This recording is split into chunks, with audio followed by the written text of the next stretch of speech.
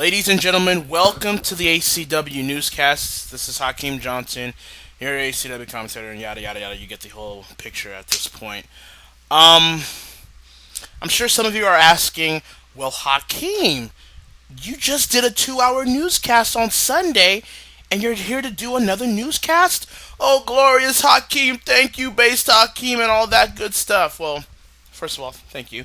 Um, but there is a certain reason why I am doing this newscast now. First of all, I'm not taking any questions on this edition of the newscast. I'm not doing any of that. This is going to be a very, I guess, long, profound edition of the newscast about certain topics that I want to talk about. This will be a shorter newscast. This will not go 2 hours, definitely. It probably won't even go on an hour, I believe. But um, yeah, I had to do a newscast today because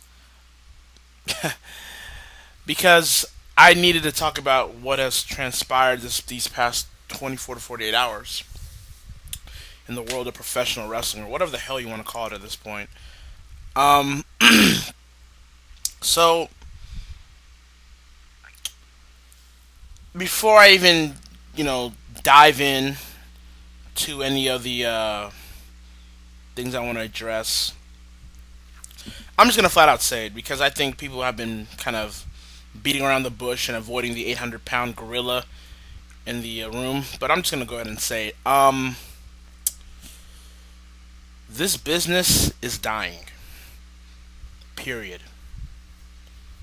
Um, the business we know as professional wrestling, sports entertainment, what the hell ever you want to call it at this point, it doesn't matter.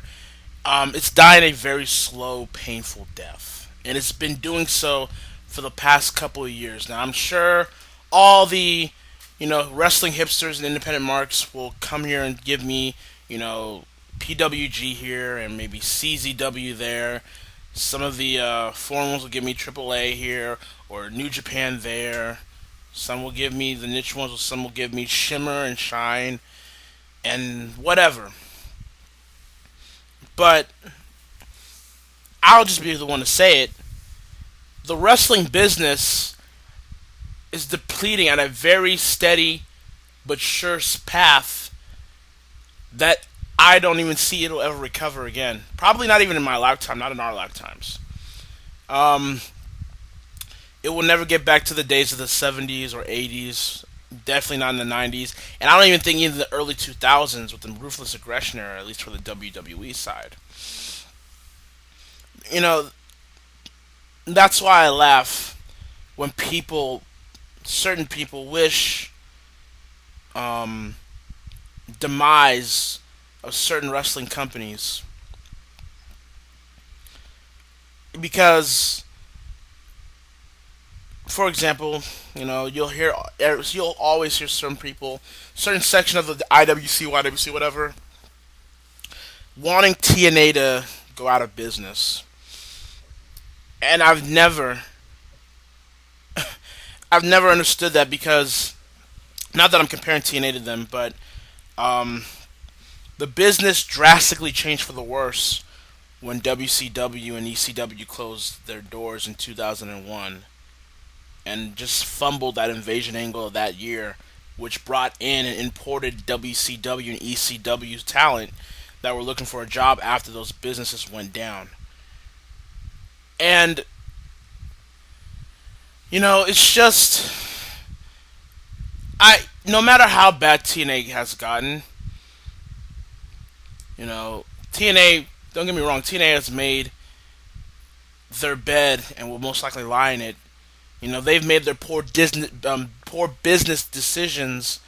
They've had their crappy to horrible storytelling. Their matches have been very infamous for their poor quality at times.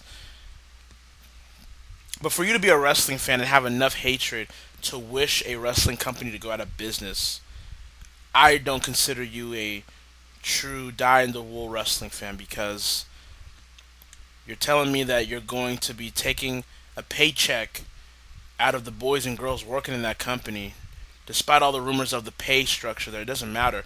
You're going to be taking paychecks away from them, meaning they can't feed their families, they can't keep a roof over their head, and that means that's one less company they can find work for in a business that they love for some reason at this point.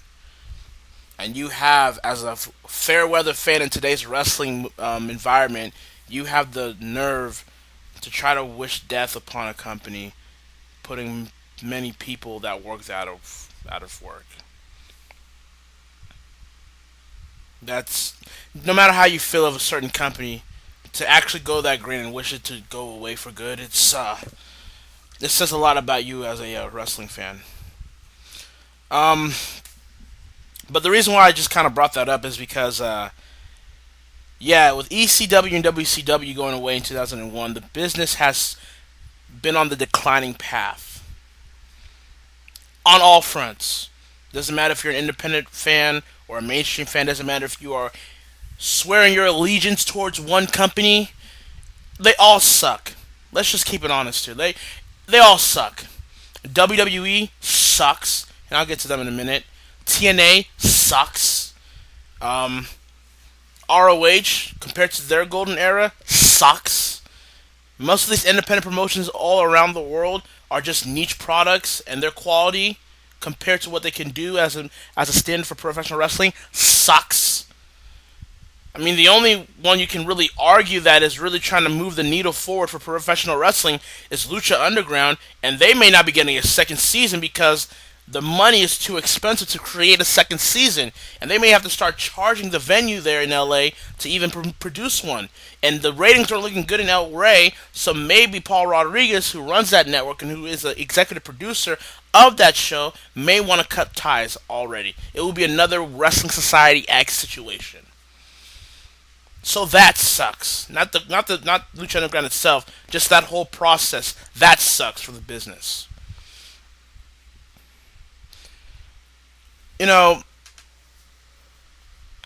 I find myself watching more, older videos of wrestling than I do the current product.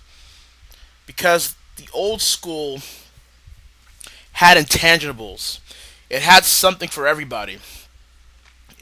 It has something for you if you like great in-ring work. It has something for you if you like characters. It has something for you if you like storytelling. It has something for you if you like a certain angle or a plot situation. It has certain thing for you if you like production in towards a show at a large scale. And that's something for everybody. That's no longer the case anymore for the majority of professional wrestling. And as we head, and I'm switching to WWE now, as we head to Night of Champions this Sunday, with the exception of one match in particular, I find myself not giving a shit. I may or may not have work on Sunday. I'm kind of wishing I did have work. Because that's how much of a fuck I give about that product at this point. That's how much of a fuck I give about wrestling right now. I don't think I've ever been more disinterested and careless about something that I love, that is pro wrestling, than I have this year. Especially in the later portion of 2015. This shit is horrible, man. This shit is inexcusable in a way. It's, and I gotta ask, how can you, as a die-hard, extreme hardcore WWE fan, and trust me, I'm not targeting, WWE fans in general. I'm not trying to discriminate against you guys, because every company has their dipshit section of fans. But just in particular with the WWE, how can hardcore fans have the gall to sit there and tell me, or you, or some of you, or all of you, that the product that this company is putting out right now is the best it has ever been, or even resembling something great? How can you sit there with some sort of integrity and conscience say that in front of certain people without feeling a little guilt? This shit is awful. I'm not even trying to be, sarcastic here. I'm being pretty sincere here. WWE product sucks. Some will go to 1993, 1995, 2006, 2007, 2010 as certain bad years in WWE history. And they were. But man, fuck man, 2015, dude. It's starting to really make a run for its money with some of those years because this is god awful. And I know I'm repeating myself and I don't really give a fuck because that's how much I feel right now. Like, you know what? We're gonna dive right into Monday Night Raw, which is really the main reason why I'm doing this newscast again so soon because I wanted to talk about the events that transpired for the past 24 to 48 hours from this Monday's Raw. Now, I did not watch the full show, and I haven't been able. I mean, I guess I watched the full show maybe 2 to 3 weeks ago, but that was like one in how many times I've watched it at this point. I don't consistently watch full episodes of Raw anymore. I can't.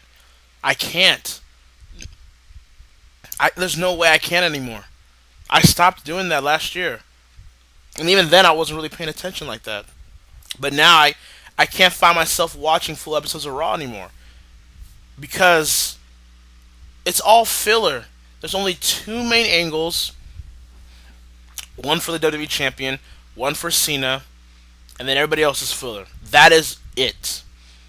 Just think about it. Think about it for the past couple of years. There's only two angles you are really to be concerned with. One that involves the WWE, World Heavyweight Champion, and then one for the top guy in John Cena. And then everybody else is filler. You'd be hard pressed to argue that.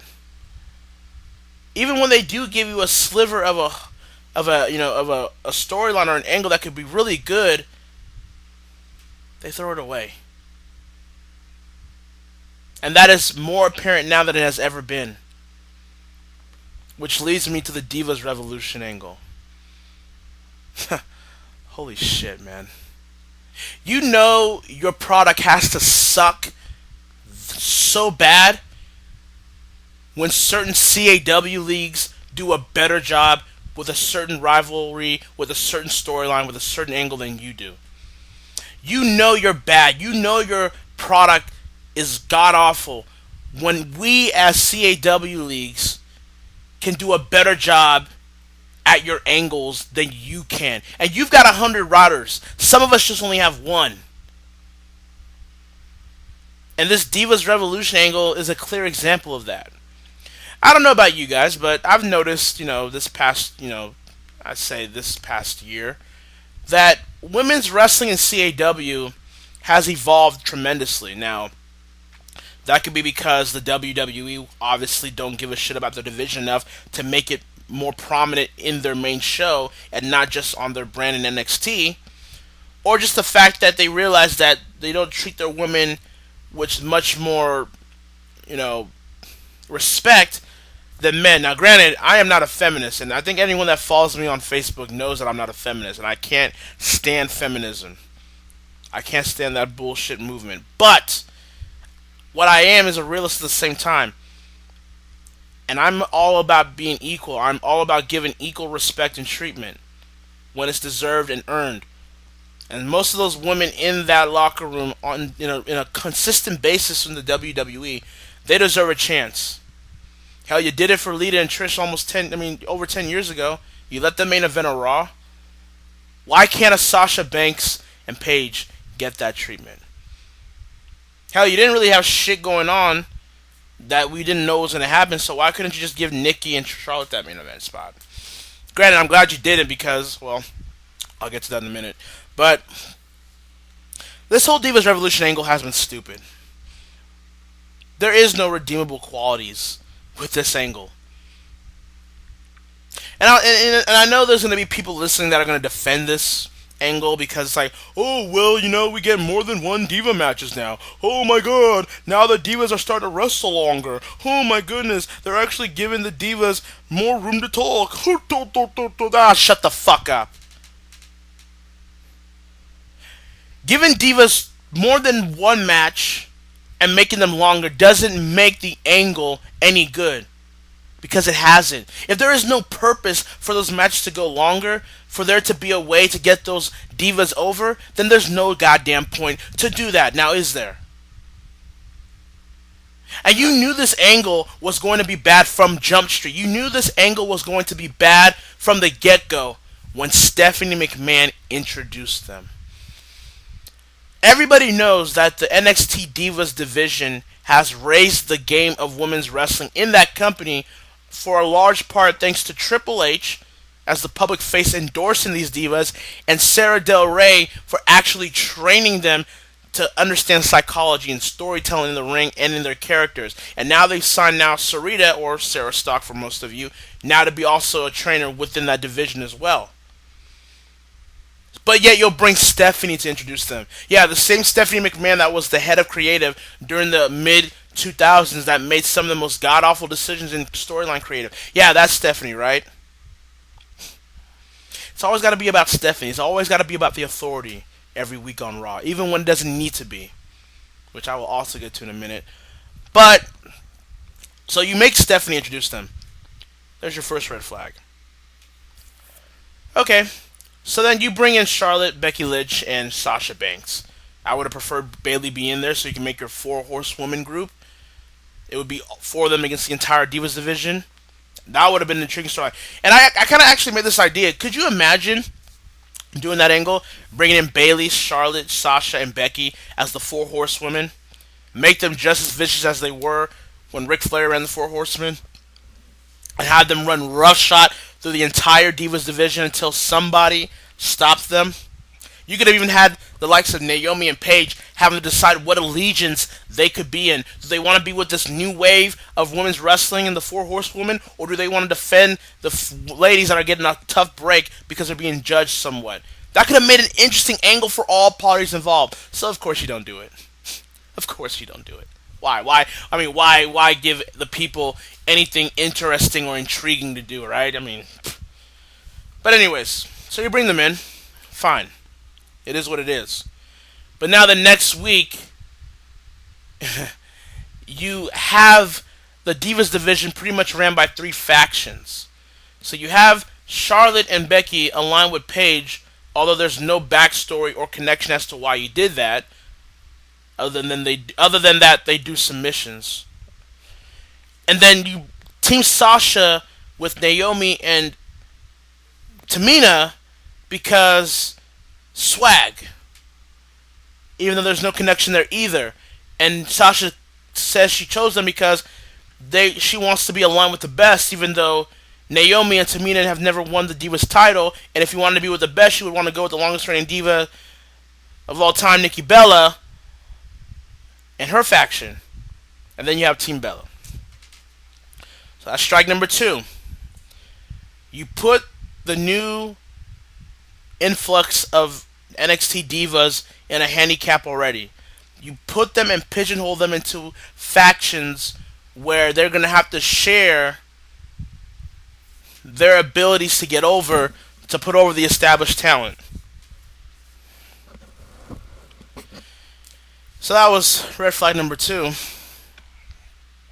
And then another thing is, of course, this is pro wrestling, so politics be damned.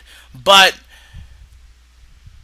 I'm going to say right here, right now, out of those 9 that I mentioned, in terms of the Divas, Paige, Charlotte, Becky, Nikki, Brie, Alicia, Naomi, Sasha, Tamina, out of those 9 that are currently running the division right now, Sasha is the most likely to be the bigger star, to be the best star from this entire angle.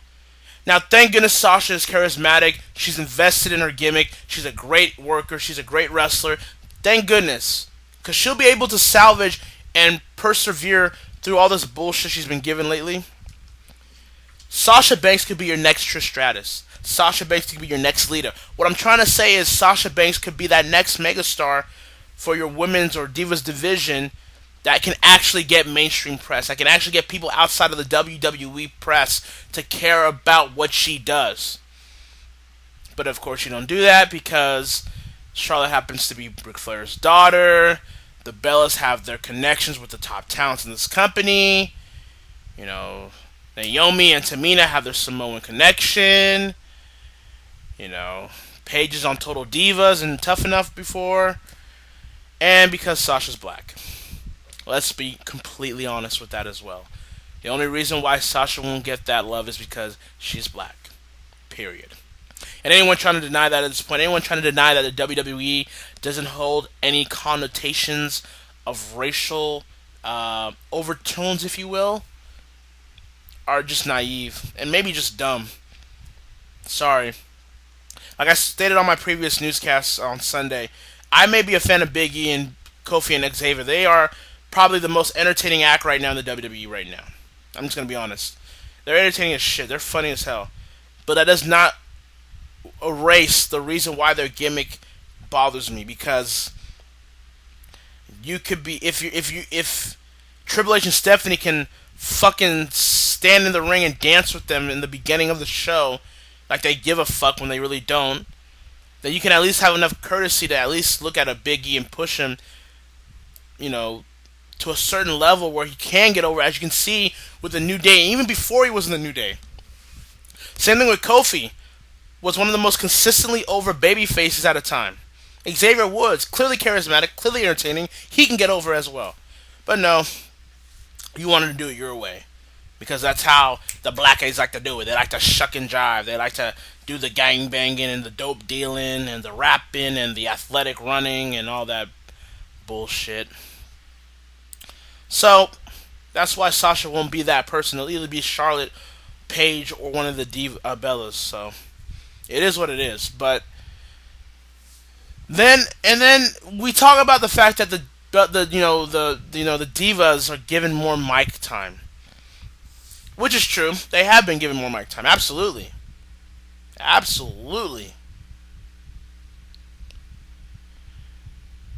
But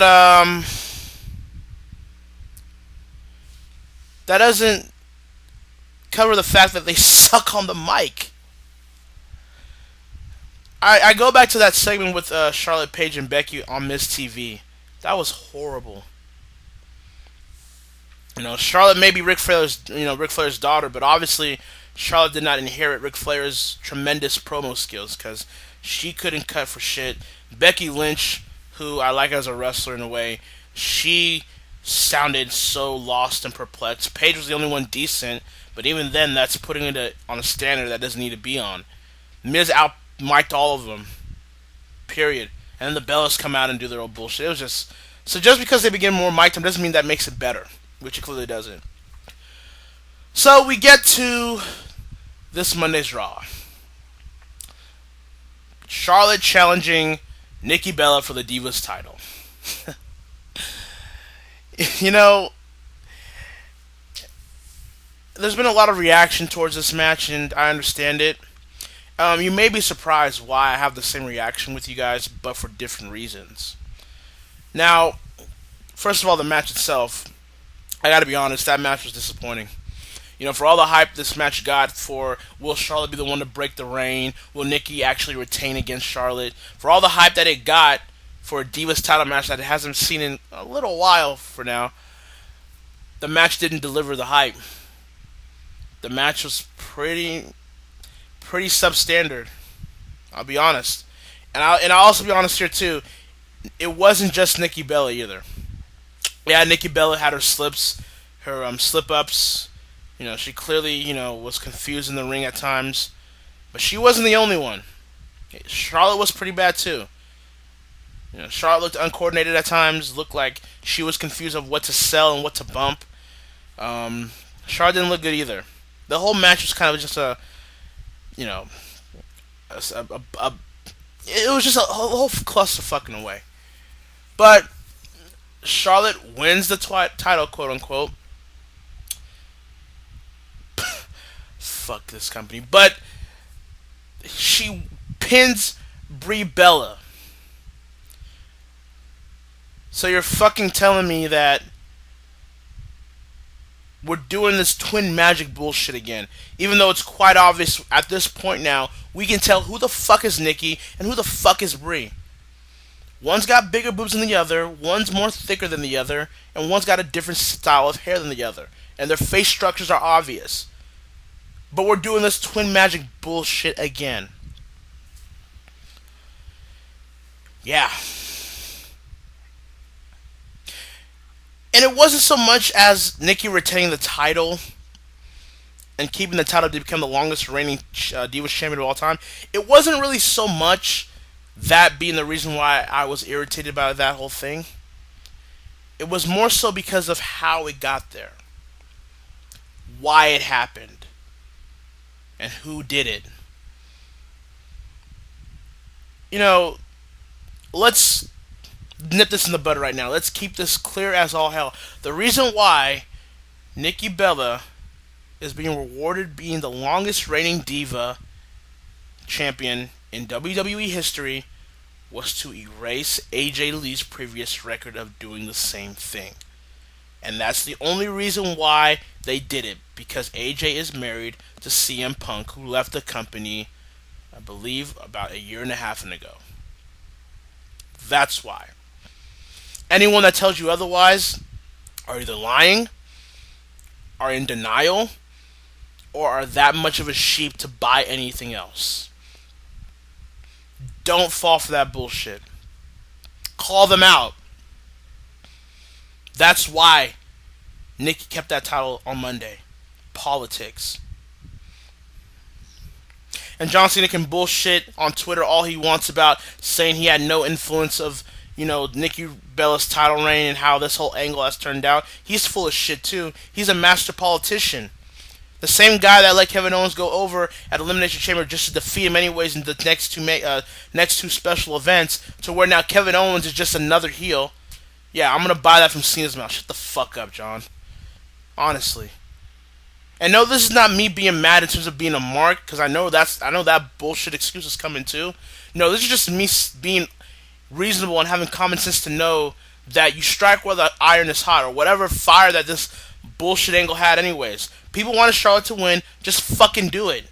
And if you wanted Nikki to get the title back and not a champions, you could have done that too, and it would have created, actually, ironically enough, that could have created a story between Nikki and Charlotte to start a long-running feud. So of course you don't do that. Because of who Nikki's tied to and who's Bree's tied to. Now, granted, people are hating on Nikki Bella. If this had been Brie Bella as champion, a lot of you motherfuckers would be silent. So you have no room to talk either. A lot of you motherfuckers coming over here saying that Nikki Bella being the longest reigning Divas champion is such blasphemy. But if it was Brie Bella doing that and knowing who she's married to, you wouldn't say shit. So knock it off. The whole thing is the principle of the matter. If this had been a great storyline, because Nikki Bella somewhat has improved, don't get me wrong, but if this had been a great storyline to accompany this reign happening the way it is, I really wouldn't be bitching so much about this. But after all that hype you gave towards the match, which was underwhelming, for all that hype you gave for an angle, which was horrendous, that was the quote-unquote ultimate payoff for it. This fucking company, man. They don't give a fuck anymore. They really don't. Anyone thinking otherwise, saying that, maybe when Triple H takes over, shut the fuck up. This company's fucking stupid. This fucking company, they'll never get it. They never will get it again. Like I said on the previous newscast, Triple H can make all these changes, get rid of Kevin Dunn when he's in charge, and start implementing more pro wrestling aspects. But as long as Stephanie is running the business that Vince McMahon will pass down to her, ain't shit changing. Because I don't think Stephanie has the business acumen that Vince McMahon did. I really don't. If you think shit is bad right now, in a way you might have to wait till Stephanie and Triple H take over. As much as Triple H knows the game, he's a student of the game, obviously. That's why he's the game. As much as he knows about his history and the benefits of professional wrestling, he's not a businessman. At least that's not what it comes out to me. And then Stephanie, I honestly think compared to Vince, she's a lightweight in the business sense. She's just going to keep everything corporate and watered down like Vince pretty much has anyways in these couple of years. But she's going to try to, use the mediocre, dividends off the quarter periods of their stock report as some sort of success Yeah, yeah. Why? Yeah, I want to just be a millionaire. I don't want to be a billionaire. Fuck off. So now Charlotte's gonna get her chance again at Night of Champions, but no one gives a fuck now. You already blew off the ending. You already blew off the angle or whatever the fuck angle it was at this point. You already blew it off. Who the fuck cares to see Charlotte and Nikki again anyways? And even if Charlotte wins the title, who gives a fuck? It's too little, too late. The moment has passed. The purpose has been fulfilled. There's no way or no reason for Charlotte to be winning this match now. If you're gonna have Nikki retain in a way this Monday, why the fuck give it to Charlotte again, anyways? Why give it to Charlotte? So that way you can turn her heel and go after Paige and Becky and all them. Who gives a fuck? You already fucked up this Revolution. Who's to say you'll fuck this angle up too? And you know the Bells will get the title back anyways as long as they're with, Cena and Bryan, and as long as they're with the top guys of the company. And now that their own mother's gonna get married to John Laurinaitis, they're never going away. They'll always have some sort of political stroke in this company. People are trying to look at, oh, well, at least Bayley's still the NXT Women's Champion. That shit will end too. If not Dana Brooke ending that reign, it'll be Eva Marie, and that is coming. That is coming. They want to push Eva Marie as that chick for the Divas division in the near future. It's coming. So all this bullshit, as much as I love that Bayley-Sasha match from NXT TakeOver Brooklyn, and as much as I'm looking forward to that rematch in the 30-minute Iron Man match at the next NXT special, I'm a realist. And I know this is all just dick teasing for a certain section of the internet fan out there to give you guys great matches that they can put on, only to take it away from you to give it to one of their chosen ones. That's all this is. It's all dick teasing to give you guys something to just shut the fuck up about until they want to do what they want to do. That's what they did with Daniel Bryan. They gave you the moment at WrestleMania 30. Now, granted, he was injured and was going through other personal issues, but they just needed an excuse long enough to get the title off of him so they can really do what they want to do and give Cena the title. That way he can just lose to Lesnar and the story goes there. This company doesn't give a shit about the fans anymore. They have accepted mediocrity as a standard. And with that, that's fine. They'll continue to lose ratings. They will continue to have their ratings dwindle to the point where even NBC Universal will look at them and say, why are we paying you so much money and getting these little diminishing results? Why the fuck should we pay you twice and we're not getting the results to show for it? You watch. The more these ratings go down, and you can cut the bullshit with the Monday Night Football ratings now that they're back. Everybody knew Monday Night Football was going to cut in their audience. You had half a year to prepare for that happening. And you didn't. So now Monday Night Football's back. Those ratings will get worse if they haven't already. Fucking barely 3 million people last week. 3 million. And honestly, I'm looking. And I gotta find this because I actually shared this. I think today or yesterday, but I found a report that the Raw ratings are still at low levels from this Monday's Raw, and that featured a main event match between Big Show and Seth Rollins against John Cena and Sting. Sting made his Raw debut appearance, his Raw debut match, and they're still at low levels. I want to read this. Okay, I want to read this for everybody to just show you how stupid this company is and how much they need to regret the decisions they're making right now. I don't want to read this in full, okay? So this was from Dave Meltzer, and I know people have their issues with Dave, I do too, but he's probably arguably the most legitimate source in wrestling, okay? So Dave Meltzer from WrestlingObserver.com.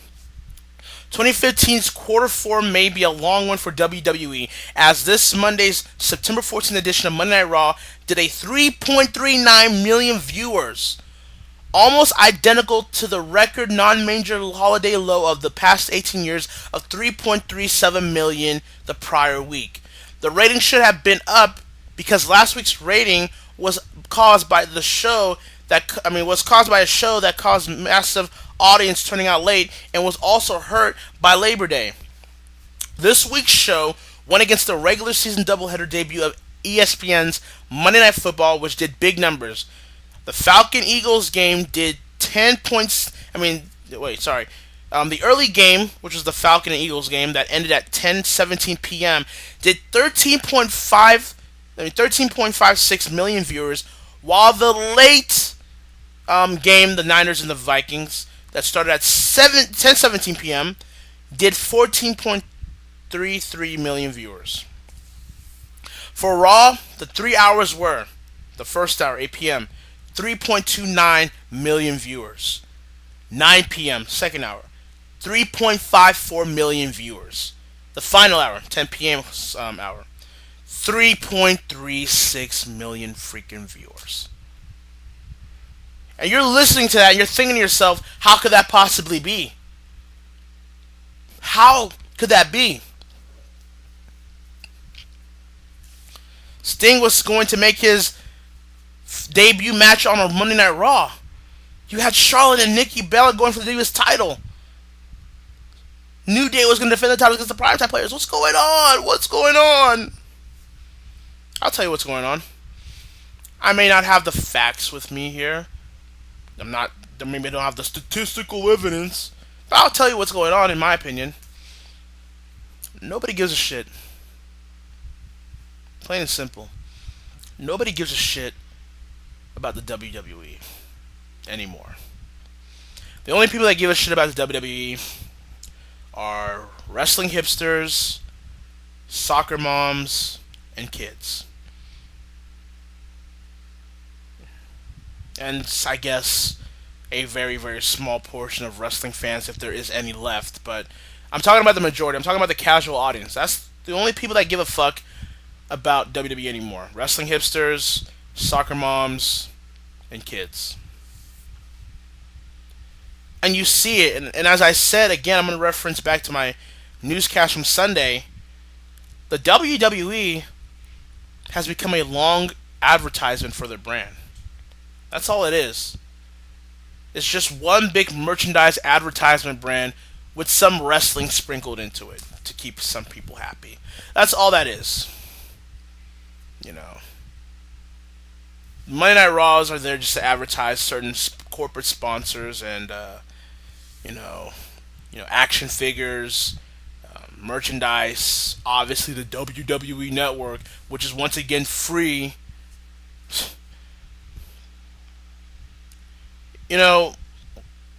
Sting coming back and the Dudley Boys coming back was one thing. It got a nostalgia pop, and even I liked those surprises. But I knew in the back of my head that I knew that it wouldn't last, and it hasn't. It's good to see those guys for a nostalgia run, for a nice pop in the short term, but long term, it does nothing. Which leads me to Seth Rollins. And I stand by what I said, or what I've said recently about him. I like Seth. Now, granted, I wasn't a fan of Tyler Black back in ROH. I thought he wasn't anything special, really, in my opinion. But I've grown to like Seth Rollins when I started following him in FCW, then NXT, and then now on the WWE main roster. I like Seth. I don't hate the man or the wrestler, really, in a way, but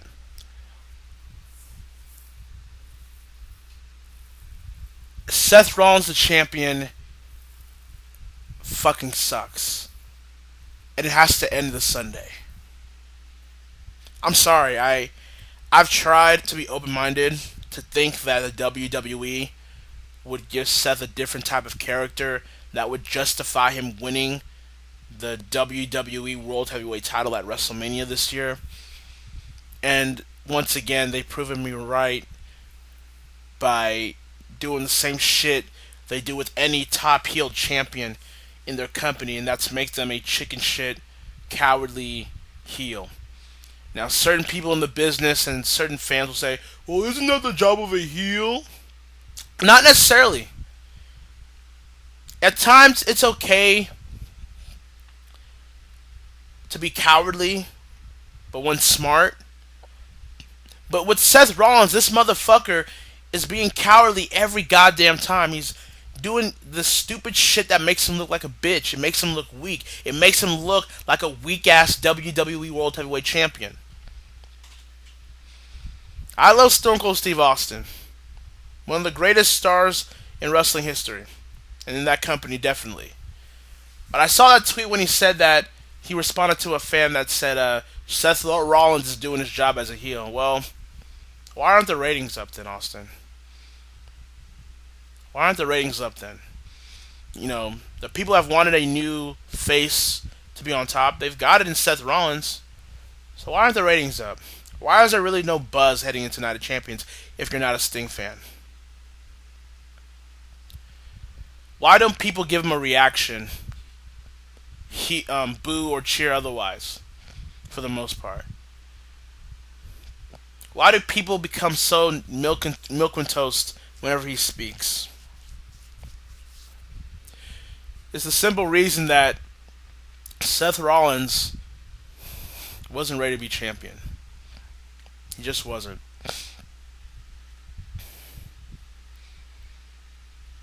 And you see it now. It's Seth Rollins was given the title way too soon. He wasn't a developed character enough to warrant winning that title at that moment. As much as I love that moment and all, but you have to face facts here. Sometimes, as much as the casual audience don't really give a fuck about the WWE, sometimes us as legit. I mean, I don't want to say legit. I mean, as real known like wrestling fans, sometimes we just don't know what the fuck we want. You know, I heard for months, people wanted the likes of Dean Ambrose or Seth Rollins or Dolph Ziggler to be WWE champion. And you see why the WWE doesn't throw us that bone, because we always complain about what we want, but then when we actually get it, we're left unfulfilled and we bitch about the next thing. And I think that's something wrestling fans need to look in the mirror and ask themselves. People wanted Daniel Bryan to win the Rumble this year. Why? So you can do a David and Goliath match with Brock Lesnar. The casual fans are the ones that are the majority that are right now feeling the WWE.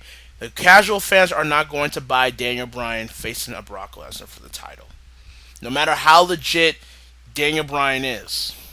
And even for some of us wrestling fans, you're talking about this as if Daniel Bryan is Bryan Danielson. If Bryan Danielson was the one in that position, you'd have more of an argument.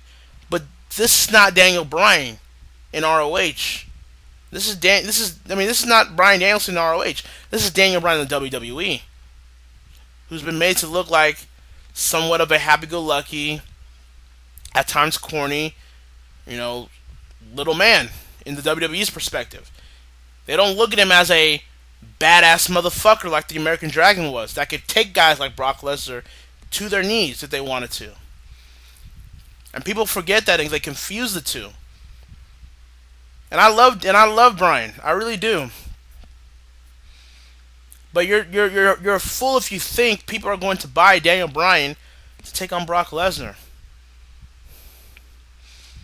Hate him all you want, but Roman Reigns was more believable to take on Brock Lesnar than Daniel Bryan. And that's what I want to also address. Can you guys stop hating Roman Reigns now? All those complaints at the Rumble saying he's not ready. He's not good enough to wrestle with Brock. Even though Brock has like 3 moves of fucking doom, we give that same shit to John Cena, but all Brock Lesnar does are suplexes, a Kimura, and the F5, and a stomp or two. But yet people will pass by that. You see what I'm saying with wrestling fans? You guys are so fair weather at this point. You guys are so flip-floppy. You guys want all and everything, but then you don't know what the fuck to do with it when you get it. And I fall victim to that at times as well, but at least I addressed it towards myself, and I understand where I was wrong about it. Some of you guys don't, and that's just the God honest truth.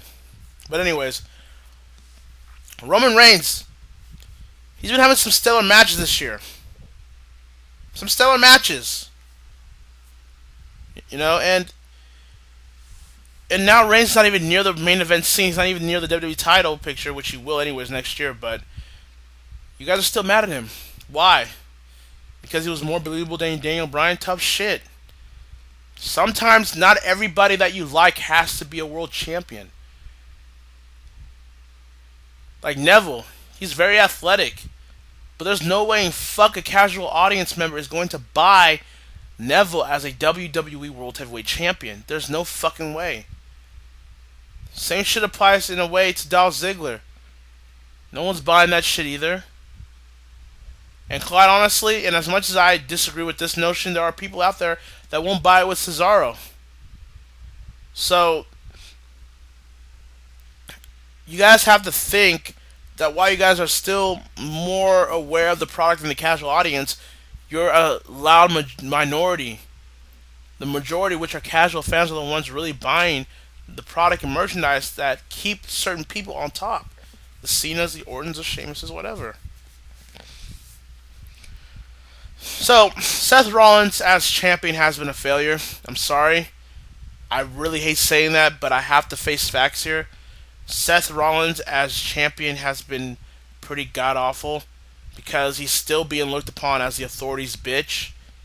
When in a way, Seth Rollins should be cunning and convincing enough to make the authority think that they need him more than he needs them.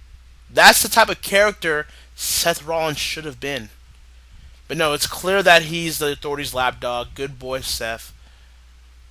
And he's getting bitch out by the likes of Randy Orton, John Cena, Brock Lesnar, and now Sting. No, just no one gives a fuck about Seth Rollins as champion. I'm sorry, except the few, but no one gives a fuck. And people will argue with me about that. Fuck off, then. I don't care. I'm just telling you what it is. Otherwise, Monday Night Raw would be doing better ratings. There would be a better buzz with Seth Rollins as champion coming all the way from WrestleMania 31 this year. But at least Sting, and I know people are going to be like, so you want a part-timer to win the title. You guys didn't say shit with Brock Lesnar? So what the fuck does it matter? Is it because it's Sting and not your boy Brock Lesnar? You're telling me Sting, who has done so much for this business, can't get one WWE World Heavyweight title reign, but a fucking Seth Rollins or Dolph Ziggler or Neville can fucking get it? Are you out of your fucking mind? You're telling me Sting can't get a transitional run at least? In my opinion, I think you should keep it to WrestleMania, but that's just one thing. But you don't think you should just get a reign for that? For all he's done? So, this product is fucking terrible. You know, I'm looking at talents here and there, and it's just like, it's a damn shame. Kevin Owens is fighting for the Intercontinental title now. A title that doesn't mean anything anymore. A title that is just basically there to tread water for those that need it for whatever. And that's a damn shame. Kevin Owens was one of the hottest commodities. You know, Kevin Owens was like the hottest commodity of your company, 3 months ago. And you've royally fucked him over. You give him the token win against John Cena clean out Elimination Chamber, then at Battleground and Money in the Bank, you fucking have Cena not only pin him, but then submit him. And now Kevin Owens is what? He's just another guy in the roster. Rusev, a guy that had so much momentum, undefeated. Once he ran towards Cena at WrestleMania, lost the US title, lost his streak, and eventually lost Lana. And Rusev has not been the same since. Now he's just another heel. He's just another guy that happens to be on the roster. Antonio Cesaro won the Andre the Giant Battle Memorial Royal last year at WrestleMania 30. Had momentum, king of swing. People were behind him. Cesaro sections everywhere. So then you line him with Paul Heyman. You ruin his momentum as a face to go back to being heel when you're fighting against the grain, and then he turns back face successfully once again, only just to not give him the momentum push that he would need to get to the next level. Like, honestly, he should be of equal footing, or even more so than Sheamus at this point. I would think so. Bray Wyatt, holy fuck. Bray Wyatt, who could arguably go toe-to-toe with Daniel Bryan in the late portion of 2013 and early portion of 2014 as the hottest act in that company, was different, was unique, was great on the mic, still is to this day. So you have him lose to John Cena at WrestleMania 30. and then lose that entire feud, float on water, and then build him up a little bit just so you can find a way to bring him back down by facing The Undertaker at WrestleMania 31 when it was a year too late and there was no purpose to do it. And now Bray Wyatt's just feuding with the remnants of the Shield, Roman Reigns and Dean Ambrose. The family's back together and not a single fuck's given. That one pisses me off more than anything. I think Owens pissed me off, but I think that one Wyatt pisses me off more because Wyatt was somebody different. He could have been that dude. Not the top face or anything. Not like a top guy, but he could have been the villain. Him and Owens could have been the villain of this decade. And it just couldn't happen. It just could not happen. Dean Ambrose. A guy that gets a lot of consistently white hot reactions wherever he goes.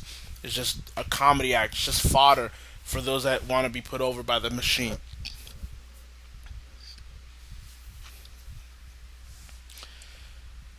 So there's no interest right now, man. People are gonna be fooled into the bullshit with Night of Champions giving them wrestling and here and there, but it's like, who gives a fuck? If in-ring action, and I can't believe I'm gonna say this, but it's gotten to the point where it's true, but if in-ring action was really drawing so much, then Ring of Honor and New Japan Pro Wrestling should be the number one promotions in America. And they're not. Because pro wrestling as an in-ring product doesn't draw shit. You see that with TNA and ROH, they're not drawing shit. Now that's because of the network not having more reaches than say a USA network. But the fact remains, none of them are even touching 500,000. So who gives a fuck? We don't even fucking know if TNA's gonna have a television deal by the end of the year. And granted, I'm not one of those people that bash TNA because it's a cool thing to do because they're marks.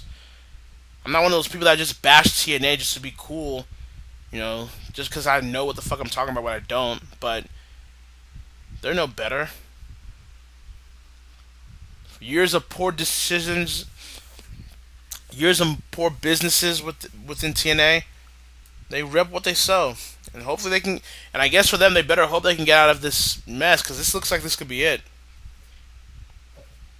ROH has pretty much become the promotion that WWE is rating for independent talent. That's clearly what's going on. Triple H, I don't know if people have realized this. I have, because in a way, I study the game as well, but Triple H right now is doing what Vince McMahon did in the 80s, when Vince McMahon rated talent from all the territories, from Mid-Atlantic, World Class, the Crockett Promotions, Florida. Triple H is doing the same thing now, but it's with the independents now. He's rating ROH, PWG, Shine, Shimmer. He's starting to even rate internationally as well. Triple H is trying to make sure NXT is the independent wrestling fan's dream by undercutting the independent scene.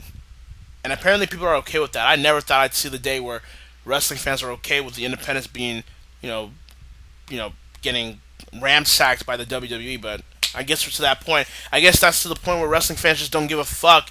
They accept mediocrity. They bitch and moan about wanting things to be better. They bitch about wanting the Attitude Era back. You don't want the Attitude Era fucking back. You just want the nostalgia feel. Because the Attitude Era, if the Attitude Era were back, it would never be able to be successful. Because you have people bitching about this, too much sex, too much violence, too much blood, too much swearing, too much suggestive things in this bullshit PC society. You guys don't want the Attitude Era back. You don't want those days back. You just say it just to make yourselves feel better. You guys say that you want things to be better, but you guys don't take the time and commitment to think about why they should be better. You just fucking say anything out of your mouth. And it's all for naught anyways, because the WWE isn't going to get better. This business really isn't going to get better. Getting their asses whipped by, MMA and the UFC. Indirectly or not, the WWE is getting thrashed by the likes of the UFC and the MMA movement in general. So yeah, why don't we put over the UFC and MMA in general whenever we get a chance, whenever a Ronda Rousey shows up on a WrestleMania, or when Brock Lesnar is the WWE World Heavyweight Champion. Let's put over that UFC promotion. The one that's taking away your business, your money, your ratings, your appeal, your brand. Stupid fucks. You think you think these boxing promotions would allow that shit back in the '90s? You think the boxing territories in the '90s would have allowed MMA, which was starting to grow, just fucking try to take their viewers and buyers and subscribers, which they did which they did anyways? You think back in those days boxing would have allowed that? Fuck no. They would have been putting out quality fights. They would have been putting out quality fights almost every single time there was a scheduled fight. They would be hyping it. They would be telling you this is must see. All the works. WWE can't be bothered to do that shit apparently. It's like they feel like they've given up. Vince McMahon has to go. Kevin Dunn has to go. Michael P.S. Hayes has to go. I'd say most of the creative staff needs to go. The certain people within the corporate ladder need to go because they don't know what the fuck they're doing. So, I guess this turned into a little rant. I'm almost close to an hour here, but I needed to say it because I'm tired of fucking hoping that this company and this business is going to get better when I know personally, when I know in a realistic sense it's not going to. We'll just watch whatever matches every week we get that are actually good to great matches and just say fuck it to the rest. Because what else is there besides the matches? Let's be honest here. What is there for you to watch with a WWE or a TNA or an ROH besides the in-ring work inside the ring? The fuck else do you have? There's no character developments anymore. There's no storytelling. There's no psychology for the most part. There's no buzz or intrigue or hype for an overall show or match anymore. It's not even much of a... It's not a wrestling business anymore. It's not even an entertainment business anymore. It's just an advertising and marketing campaign to make money and keep enough of a roof to get you by the quarter rounds in your stock report. That's all it fucking is. The day WWF/E went public was probably the day we should have seen that things weren't going to be of good value for us, the fans. Because now WWE answers to stockholders who tell them what they can and can't do in their product now. Face it, folks. This shit ain't gonna get better. You'll get your moments here and there. You may get a good angle in a blue moon, but the days of us getting quality shows every week for the most part and having a character for everybody to enjoy and having a storyline to intrigue us, those days are gone, man.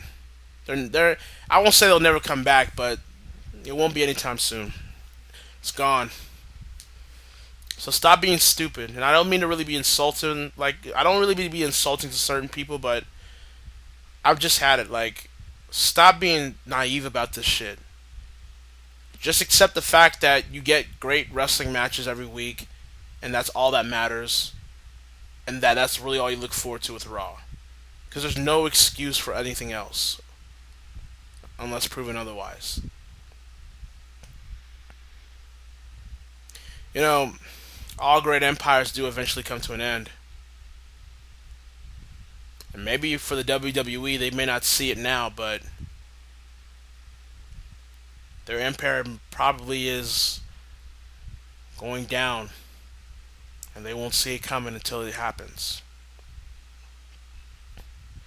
You know, once Alexander the Great conquered everything, he became complacent because there was no competition left. There were no lands to conquer. That's the WWE in a nutshell. They don't care about you. They don't even care about themselves anymore. They don't. Sorry I'm being somber about this, but shit just irritates you. It zaps away any energy you thought you could have for professional wrestling. People want to talk shit about CAW, but the fact remains right now is that CAW is beating the living shit out of pro wrestling right now. And we don't need fucking 100 writers to do it. We don't need 100 people that don't give a shit about the product and are just there for a paycheck. We don't need them to write our shit. We do it because we love it. That used to be the mantra in the business. Not so much anymore. We here at CAW, we do what we do because we love it. I do ACW because I love it. Because it's helped me in more ways than you can possibly ever imagine. And I give back to CAW whenever I get the chance. Because it's done so much for me. That's why people, in a way, are turning to CAW. It'll be a slow climb, but that's why. I get a new subscriber on the YouTube channel almost at least once. I get at least one subscriber every week. And although I don't know how that happened, I can just probably tell it's because probably a wrestling fan, probably not liking the current product either, looks around YouTube and sees, oh, look at these guys are using wrestling games to make shows like the WWE. I want to check that out. SCAW, what is that? No DQ call? Wow. Wow, look at that. That's all it takes. But Night of Champions is this Sunday.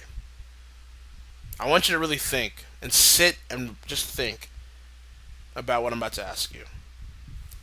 Are you really looking forward to Night of Champions on Sunday? Simple question. And really think about it. Don't just give the stock answers, if you will. Don't just say it just to be a rebel, quote unquote.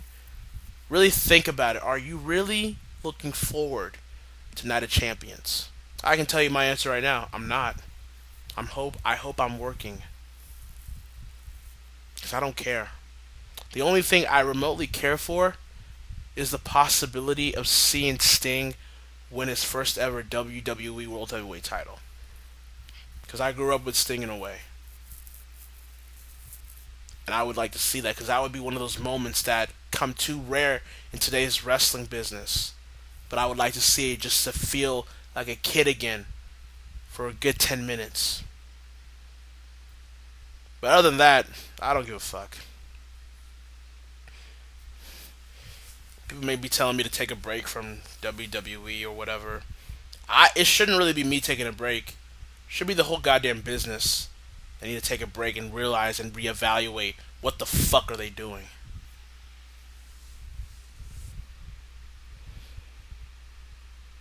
Instead of looking for excuses like Monday Night Football this and Labor Day that, just put out quality programming, stupid. Just put on great shows, man. Just put out shows that people will come back to watch the next week. Stop making excuses. And for you wrestling fans, even myself included, God damn it, expect better, man. Demand better. There's nothing wrong with you demanding better. This shit is mediocre. This shit is god awful. Don't comply to it. Don't compromise to this quality of product that you're getting from the business and WWE in particular. Fucking demand better. Tell them if they're not gonna do better, then I'll take my business elsewhere. Stop making excuses for a company that's giving you mediocre quality entertainment. You put them to task. You affect their wallets. You affect how they make business. Oh, you don't like what you're seeing? Don't watch Raw. Don't give them a rating. Don't go to their live events. Don't buy a ticket. Don't buy the WWE Network. Don't buy any merchandise. I've done it many times. So it wouldn't be a problem with me to do it again. I'm asking y'all, if y'all really feel this company right now doesn't give a fuck, which they don't, and you tell them to expect better from them. Stop making excuses for them. They're not going to retweet you. They're not going to give you a personal happy birthday message, even though they do. They're not going to be your best friends. They're not going to give you so much WWE merchandise. They don't like you. They think you're bigger suckers than most of us that are calling them out for it. It's time for us to be wrestling fans and not pussies. So there you go. That was my hour-long rant. Thought I was not going to do an hour here, but when you talk about something as passionate as something I love in pro wrestling, I kind of get a little carried over, get a little carried away, I guess. But yeah, wow, 2 newscasts in the span of 3 days, or 4 days now. You guys are pretty lucky, but yeah, I just wanted to do that special newscast edition for you guys. I want to let you know my whole feelings going on with pro wrestling right now. So I appreciate everybody that stuck through this hour-long diatribe or rant and actually listen. I appreciate it. You know, I really do. You guys are some of the best fans in the world. And to those that are new ACW fans, I do welcome you guys to the ACW social media experience, if you will. It's a great fan base. A lot of people will help you out if you don't know anything about ACW. You do want to follow ACW. They'll help you out tremendously. They're some of the greatest people in the world to me. So, with that said, I will close this newscast before I go into a 2-hour newscast again, because I will lose my voice here. But there you go. So, High Voltage will be next Friday night on September 25th. Make sure, if you haven't already, go watch the latest episode of Excel that was posted on Tuesday. Impulse should be posted. If not tomorrow, it should be either Friday. I'm hoping. Don't really hold me to that. So, until then, this is Hakeem Johnson once again for another time here to stay cool. Stay cool. See you guys later.